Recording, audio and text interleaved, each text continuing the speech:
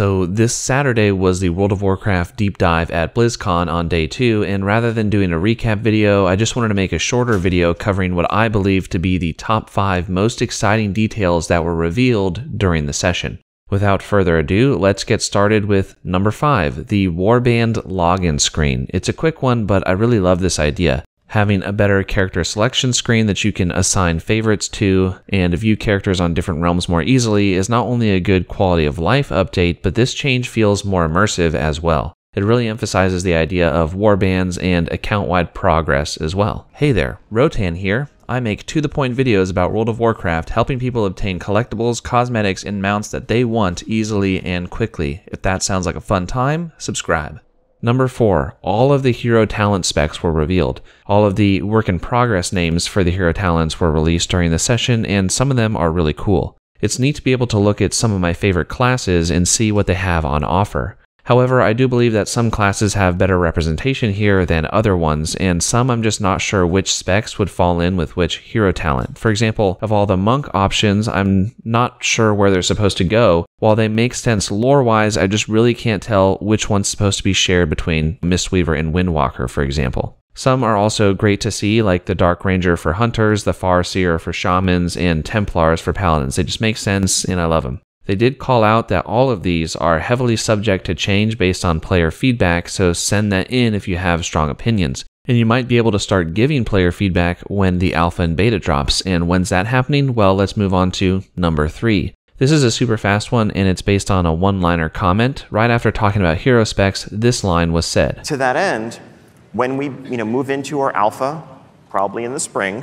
So that's pretty soon for a War Within Alpha, and I'm super hyped for that. Not to mention that right now, if you buy the Epic Edition of War Within on the store, it actually secures you access to the beta, which is probably going to occur in the summer to fall of next year if the alpha's in the spring. So we may have access to this expansion quicker than we thought.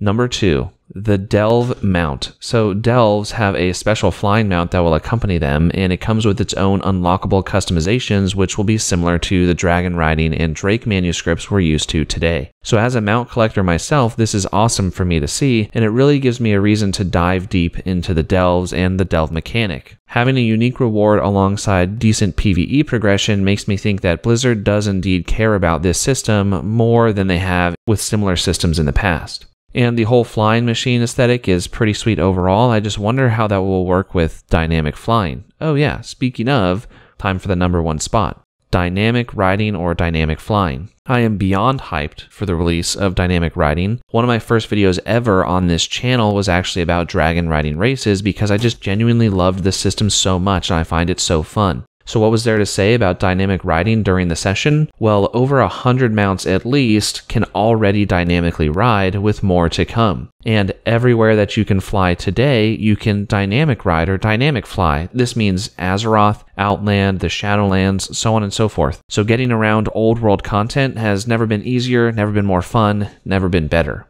Also, you can swap to the old style of flying if you prefer it. I call it the VTOL style of flying. You can swap to that at any time. And the best news overall for me during this whole panel was that dynamic riding comes out in the mid-season patch of Season 3 of Dragonflight 10.2.5. So in just a few short months, we will be dynamic riding all around the game. And when that drops, you can catch me flying over the skies of Kalimdor. So those are my top 5 best moments from the recent World of Warcraft deep dive at BlizzCon 2023. Thanks for watching, and I'm inching in on that 5,000 subscriber mark that I mentioned a few times, wherein I'll announce some exciting plans and updates, so I'd greatly appreciate if you hit that button if you haven't already. Take care.